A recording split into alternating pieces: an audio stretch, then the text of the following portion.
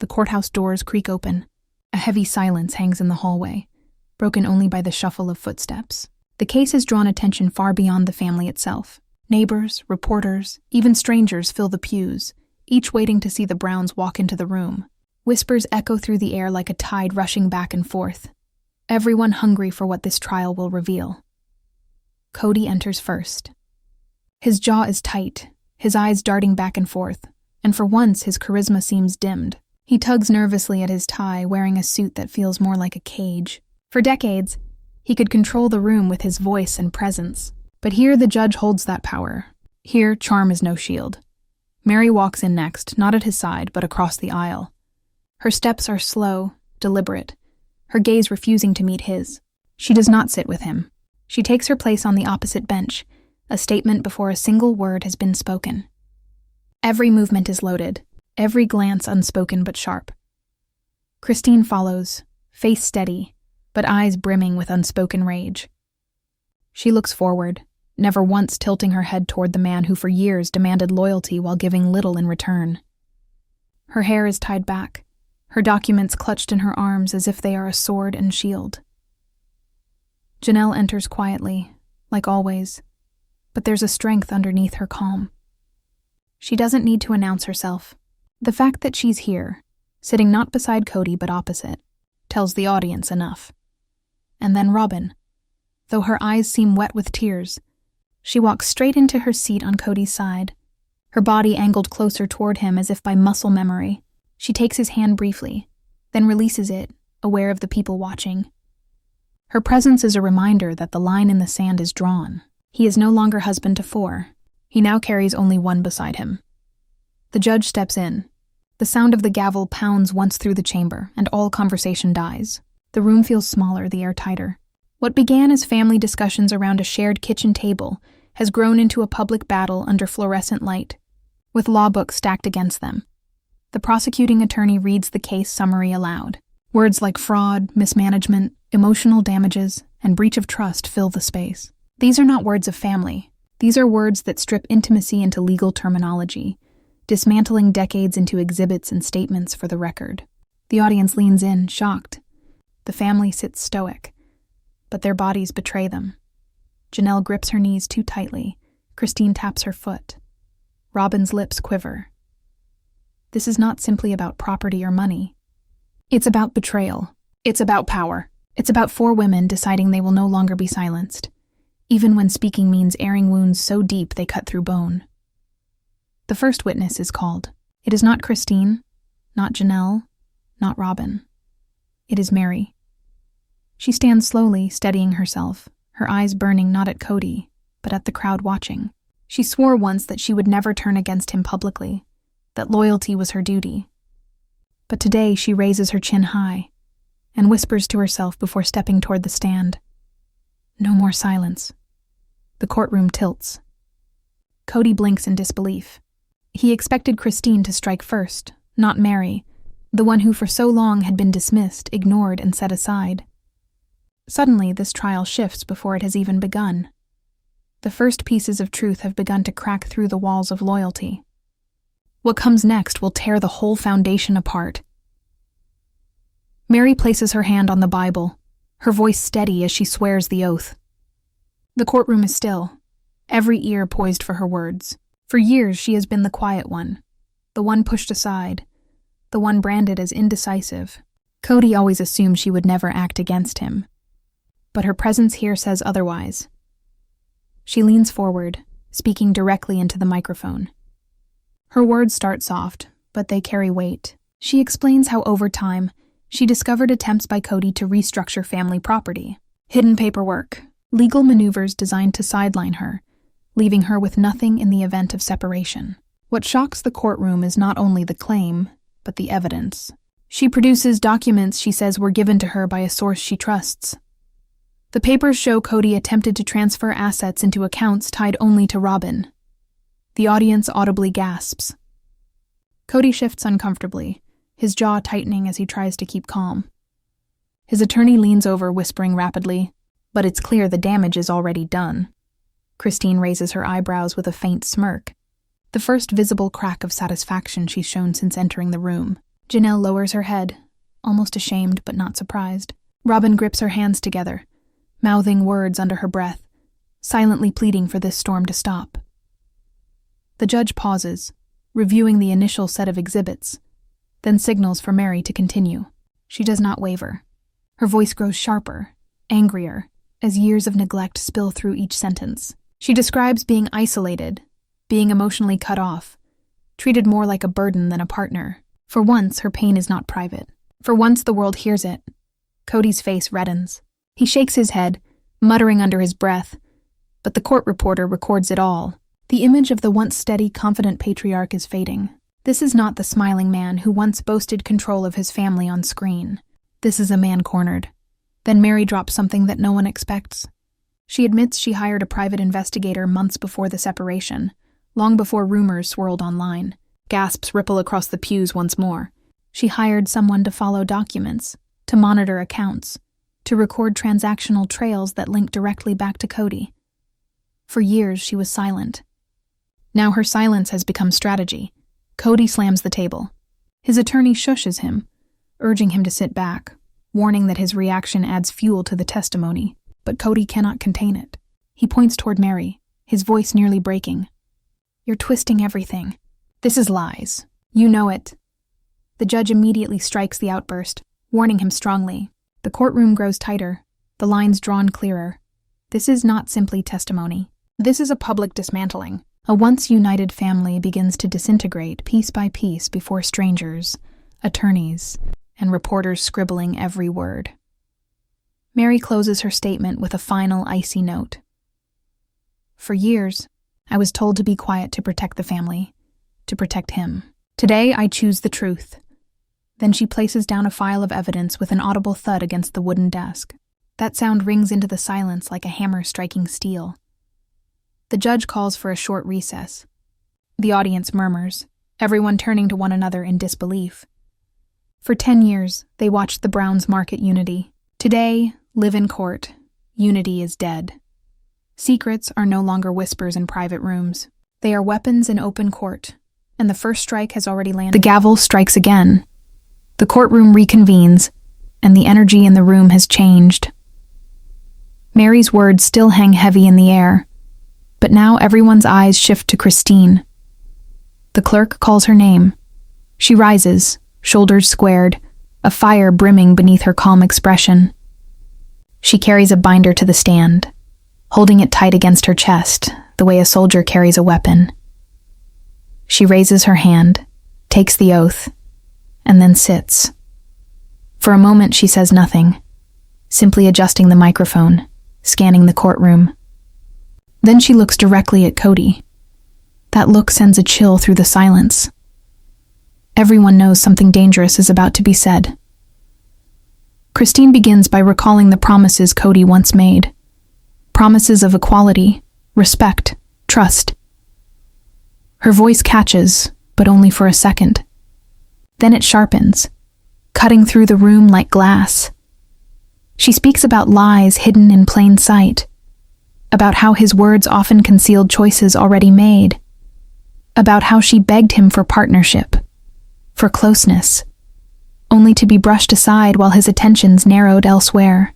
As Christine continues, her tone shifts. Her voice does not tremble out of fear. It cracks out of fury.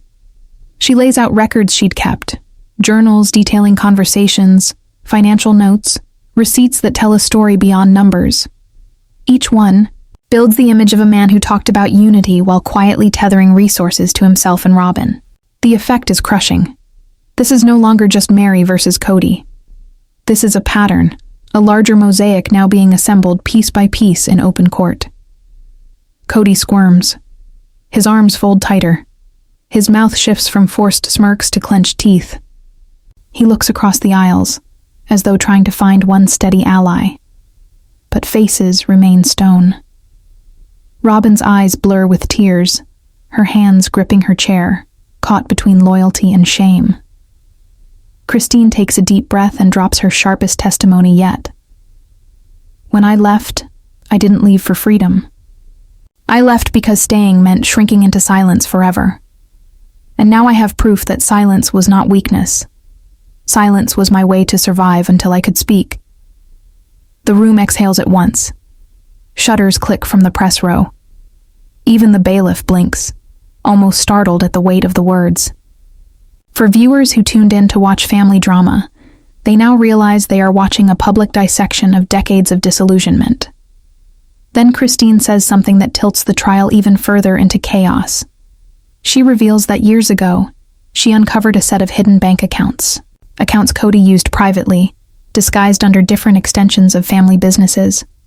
She says she told no one, that she stored away the information, waiting for a time it would matter.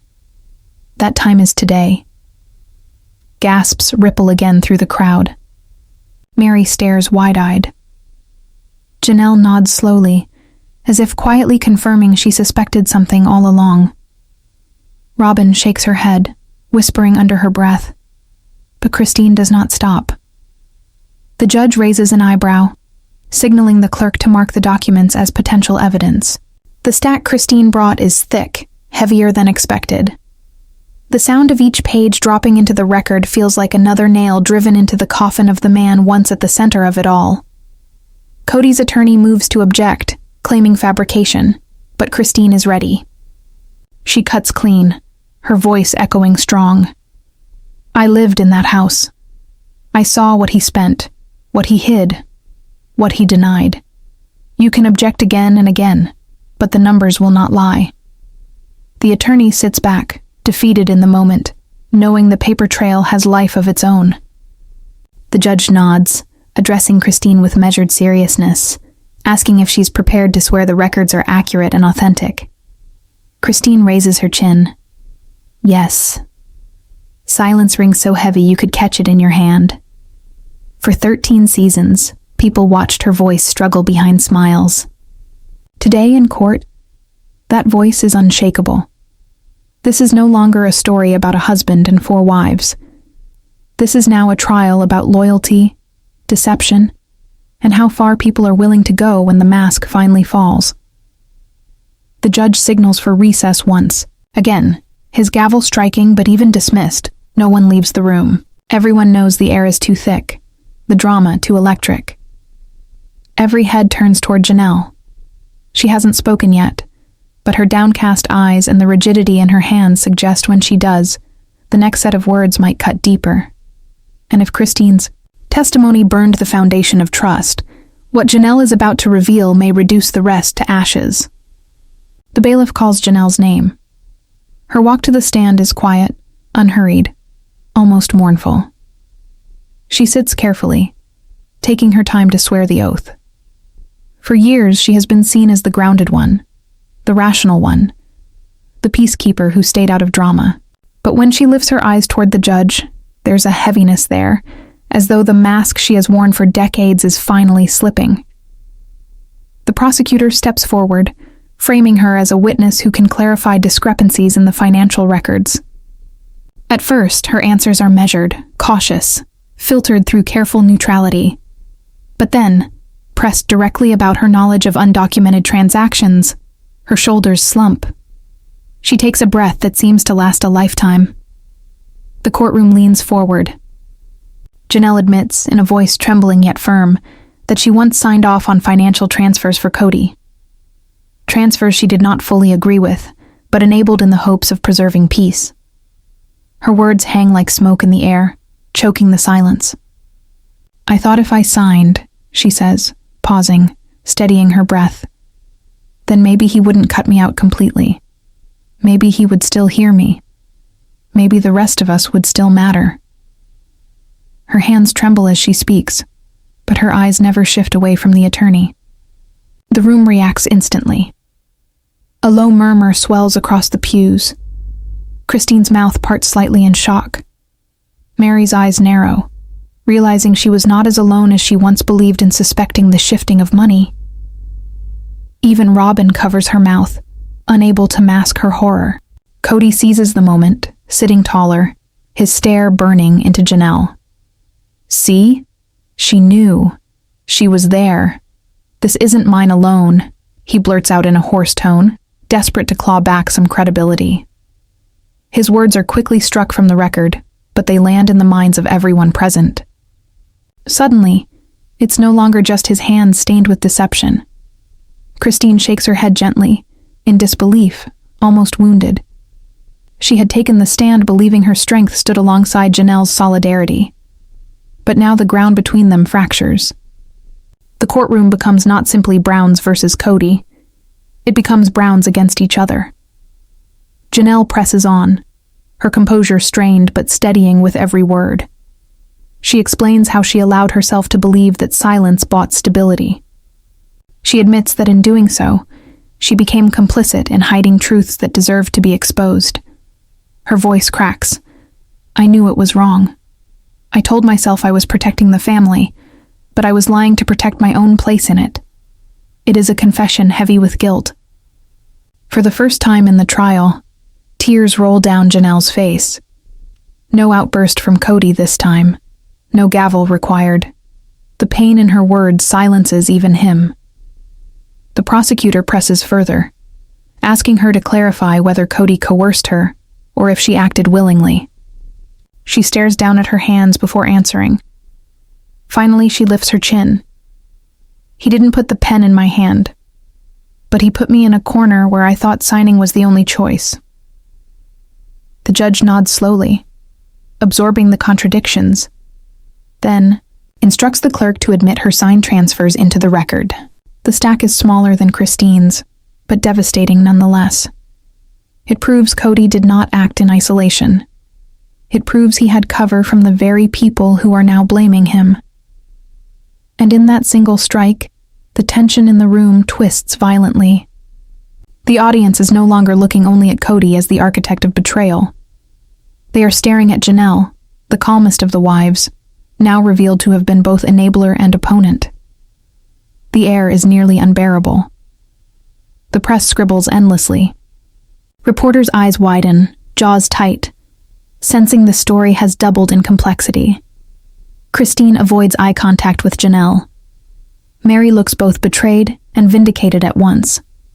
Robyn's tears fall freely, the only one who still clings tightly to Kody, as though the courtroom itself is pulling everyone else away. And Janelle, despite admitting her part, sits taller now. She is not defeated by confession. In her face, there is a quiet strength rising. She has cut herself open before the court, bleeding honesty in a way no one expected. She knows it may damn her, but it also strips Kody of the illusion that he acted without collusion. The most trusted wife has admitted her own betrayal. And with that admission, the trial teeters into moral chaos. If even Janelle was entangled, then who else in the family carries secrets still hidden? The gavel strikes for recess, but no chatter fills the room this time, only stunned silence. The courtroom doors close again. The air feels heavier than before. Every word from Meri, Christine, and Janelle still clings like dust in the light, but now all eyes turn to Robyn. Her name is called. She rises slowly, her hands clasped together as if in prayer. Her loyalty is the last defense Kody has left. If she cracks, the wall he's hidden behind collapses entirely. She walks to the stand, her steps deliberate, almost fragile. Her lips quiver as she speaks the oath, her voice barely more than a whisper. Once seated, she settles her gaze on Kody. He offers a small nod, as though reminding her she is his only ally left. The prosecutor begins gently, knowing Robyn's reputation as emotional but fiercely protective. She is asked if she knew about hidden accounts, financial transfers, or unequal treatment directed toward the other wives. Robyn's voice trembles but grows firm as she denies every accusation. She insists Kody's heart was pure, that his intentions were always to protect, never to deceive. Tears streak her face as she vows he is not the villain the others claim. The air in the room splits sharply. Meri shakes her head. Christine exhales sharply. Janelle stares blankly at the table. It is not a performance. Robyn believes what she is saying, or at least she needs to believe it. She defends him with every ounce of conviction, painting herself as the last keeper of their family dream. But then, with precision, the prosecutor lays out documents that suggest Robyn benefited more than anyone. Mortgage transfers, credit lines, title changes. One by one, papers slide across the table. each stamped with dates and signatures. All of them tie to her name. Robyn stammers. Her eyes widen. She insists she never saw them before, never asked for these favors. Her hands shake as she clutches the microphone, eyes darting to Kody for strength. He leans forward, whispering, "Stay strong." But his whisper is too late. The prosecutor raises a hand, calling the court's attention. A new name is announced. The bailiff opens the back door, and gasps ripple across the room as a figure enters. A witness no one expected. It's not another wife. It's not an attorney. It's a former accountant tied to the family's businesses. Robyn freezes. Her body stiffens as though the floor has disappeared beneath her. She knows who this person is. The witness takes the oath and begins calmly but firmly. Yes, documents were shifted. Yes, signatures were processed. And yes, Robyn was directly involved. The courtroom cracks into chaos. Gasps, chatter, and the low rumble of disbelief flood the air. Robyn pleads through tears, shaking her head violently. That isn't true. I never, her voice breaks. But the weight of the testimony crushes her words. The accountant pulls letters, receipts, and emails into evidence, each pointing directly to her knowledge and approval of transactions that left the other wives disappearing from the paperwork entirely. Kody flares with rage, slamming his fist against the table. His voice claws through the silence, shouting, "Lies! They're trying to break us apart!" But the judge pounds the gavel, silencing the outburst. The mask of control is gone. Instead, anger blazes across his face, desperate, cornered, raw. Christine whispers under her breath, almost to herself. I knew it.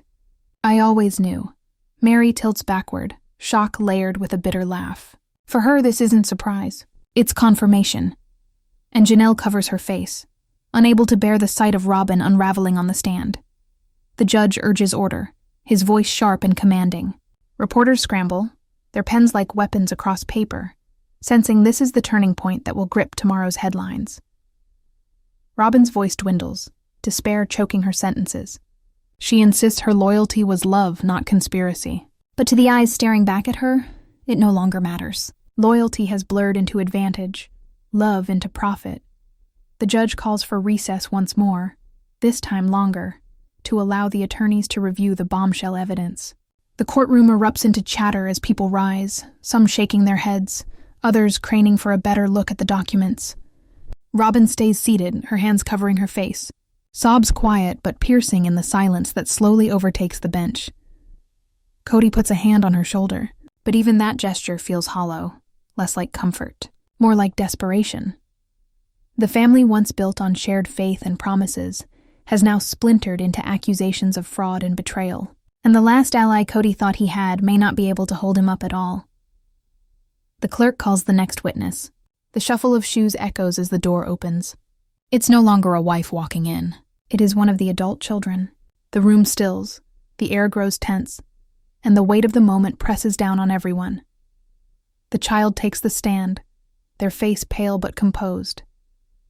They raise their hand, swear the oath, and then settle into the chair with the kind of posture that screams, this is not a place they wanted to be. For years they were dragged into arguments that should have been between adults. Today the courtroom audience sees that toll firsthand. Their voice is shaky at first. They address the judge respectfully, but their eyes quickly drift toward Kody. The silence is unbearable as they begin to speak. They tell stories not of fraud but of absence, of broken promises, birthdays unattended, dinners filled with tension instead of warmth. They speak of nights spent watching their mother cry alone while pretending everything was fine for the cameras. The courtroom loses its breath. This is no longer a legal battle. This is an airing of wounds inflicted on children who grew up under the shadow of one man's choices. Christine bows her head as tears slip down her cheeks, unable to shield herself from the pain of her child's words. Janelle presses her hands to her face, shoulders trembling. Meri stares straight ahead, stone-faced, silently taking every word as if each one is aimed directly at her own regrets. But Kody, his face twitching, his eyes darting nervously. He fidgets in his seat, forcing smirks that crumble into grimaces. His defense attorney tries to remain stoic, but even they shift uncomfortably as the testimony continues. The child's voice grows stronger. They say they were told polygamy was about unity, about love multiplied. But what they grew up with was neglect before witnesses and favoritism behind closed doors. The words cut harder than any financial accusation. The judge listens intently, scribbling notes with a pen that never pauses. Reporters lean forward, recording every tear-fueled phrase for headlines that will dominate the morning. Then another adult child is called. This time the story is different but equally damaging. They describe growing up with whispered arguments, envy hidden beneath forced smiles, a father who promised fairness but rarely showed up. They speak of dividing lines that never healed, of mothers pitted against each other while children learned silence as defense. Their voice does not break. It hardens with each word. Robyn sobs openly, her face wet and blotched. She shakes her head, whispering over and over, "That's not true. That's not fair." But the witness doesn't look at her. They never look at her. They speak to the judge as though to purge every scar they carried silently for years. One by one, the children's testimony drives daggers through the heart of the courtroom. It becomes clear this trial is no longer merely about who gets what. It is about recognition of harm, about the shattering of illusions the family worked so hard to preserve. The audience sitting in the pews barely moves. Some whisper to each other in shock. Others remain frozen, unable to process the raw emotions flooding the chamber. This is not the spectacle they expected. This is something much darker, more painful, more final. Kody finally breaks. He rises abruptly, smacking the table with his hand. His voice cracks as he shouts, "They don't understand. I was fighting for all of you. I was holding your whole lives together while everyone else fell apart." His chest heaves with rage and desperation. But the judge slams the gavel furiously, demanding silence. The courtroom calms, but the damage is already done. Christine looks away, refusing to meet his gaze. Janelle whispers to herself, "Stop. Just stop already." Meri closes her eyes, pressing her lips together tightly. Robyn hunches lower, gripping the side of her chair, her tears unending. The judge orders another recess. The children leave the stand, escorted carefully past the glares and gasps of the public, and as they do, the adults are left to sit in the wreckage of what for years they swore was unity. The family itself has testified, and their words may be the most devastating evidence yet. This is no longer about money or titles. It is about wounds burned into bloodlines that refuse to be hidden any longer. The room buzzes faintly as court resumes. The judge's voice cuts through the air, sharp but weary. Everyone knows the trial has reached a breaking point. Every corner of this family has been dragged into the light. Only one voice remains unheard, Kody Brown. His attorney rises cautiously, stating that Kody will speak in his own defense. The courtroom erupts in whispers and gasps. It is a rare decision, and a dangerous one. Because once he takes the oath, every word can and will be used against him. Still, Kody stands. Shoulders tense, face flushed, but chin defiantly high. He raises his hand, swears his oath, and takes his seat on the stand. For the first time, the spotlight turns fully back on him. At first, his attorney leads with easy questions.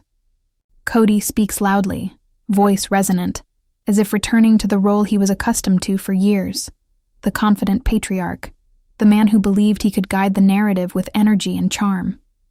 He talks about his vision of a plural family, of sacrifice, of his hope to lead everyone with fairness. He insists the finances were complex but never sinister. For a fleeting moment, the courtroom almost softens. This is the version the public once knew, charismatic, self-assured, speaking of intention and principle. But as cross-examination begins, the mask erodes. The prosecutor paces methodically. Questions cut sharper. Where were the receipts? Why were the accounts hidden? Why did transfers place property solely under his name or Robyn's? At first he dodges, framing them as oversights, technicalities misunderstood by wives who didn't grasp the full picture. But the prosecutor doesn't let go. Piece by piece, document by document, the timeline of decisions folds in on him. Each one contradicts his claim of fairness. Each one shows favoritism, manipulation, or concealment. His answers grow shorter. His volume drops. Meri glares daggers at him across the courtroom. Christine leans forward, lips curled in disbelief, jotting notes on a pad as if she wants to burn his every word into the air. Janelle sits frozen, eyes glassy, shoulders hunched. Robyn, trembling, mouths muted instructions toward him, silently begging, "Say the truth." The cross-examiner leans in close. his voice razor sharp. "Mr. Brown, is it your testimony today that every wife was treated equally, and that every decision you made was done transparently?" The silence is brutal. Kody fumbles, swallows hard, opens his mouth, then closes it. For years, he lived in control of the narrative. Now, with cameras clicking, pens scratching, and the courtroom waiting, he stumbles. Finally, he raises his hand, his finger shaking, pointing across the aisle. "They turned on me. They plotted this together." His voice breaks, half shout, half choke. "They're acting like victims when all they ever did was undermine me." Christine audibly gasps, her jaw dropping. Meri slams her fist lightly on the bench in anger. Janelle shakes her head in disbelief. Robyn covers her face with both hands, unable to bear the implosion happening beside her. The judge bangs the gavel again, warning Kody to temper his tone. He nods stiffly, trying to gather composure, sweat dripping down his forehead. The aura of authority he once carried has withered. What remains is desperation. The prosecutor leans back, allowing silence to suffocate the room before saying clearly for the record, "No further questions." But the weight of that silence lingers. It is no longer about finances, paperwork, or titles. It is the image of a man unraveling publicly before those who once built their lives around him. The man who once demanded loyalty is now standing alone, his words tearing down the very fortress he tried to defend. And the final judgment is drawing closer. The courtroom doors lock once again.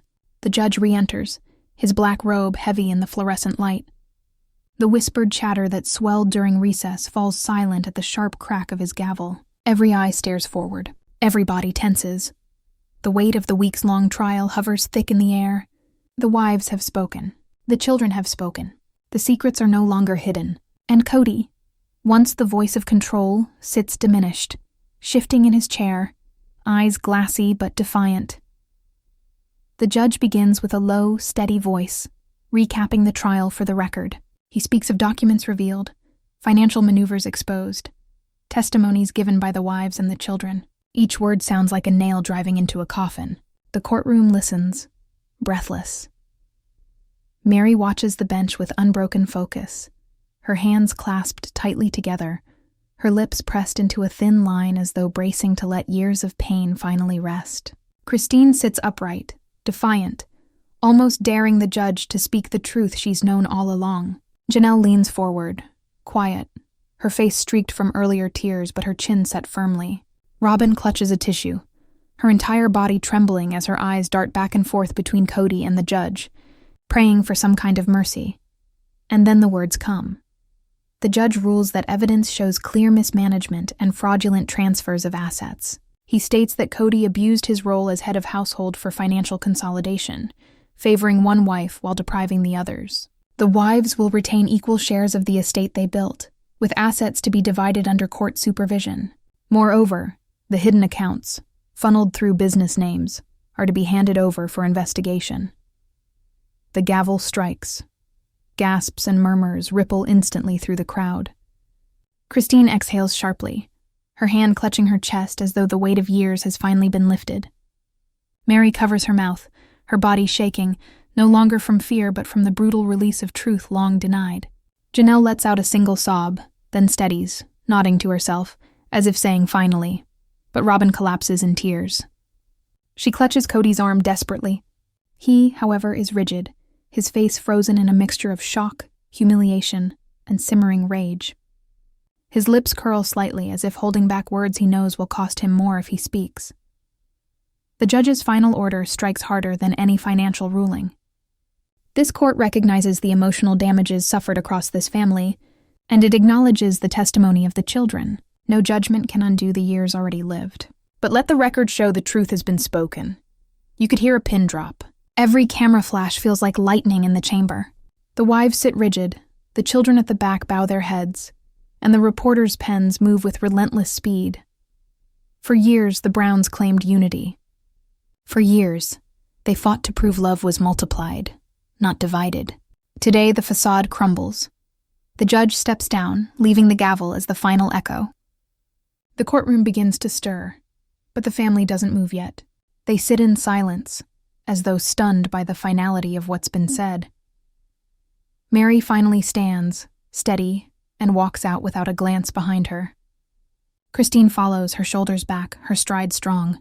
Janelle lingers, her eyes flicking toward Robyn for a split second, sympathy flashing in her expression before she too walks away. Quiet. Robyn sits, her face buried in her hands, sobbing against Kody's arm. But he is stone, his jaw clenched, eyes fixed on the floor. The once commanding patriarch, surrounded once by loyalty and devotion, now sits exposed and alone, the echo of the gavel serving as his only audience. And so it ends. Not with reconciliation, not with forgiveness, but with revelations, wounds torn open, and truths too loud to silence again. The man who once demanded loyalty walks out with only one by his side, his empire crumbled. The women who once bent to his voice now walk free with theirs, and the children, scarred yet unshackled, leave behind a family name that will never mean the same again. But here's the question no judge can answer.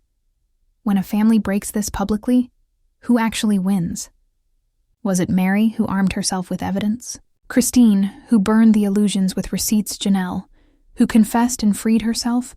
Or Robyn and Kody, clinging to each other as the last remnants of a fallen empire? Comment below, who do you believe walked out of that courtroom with the real victory, and who lost everything?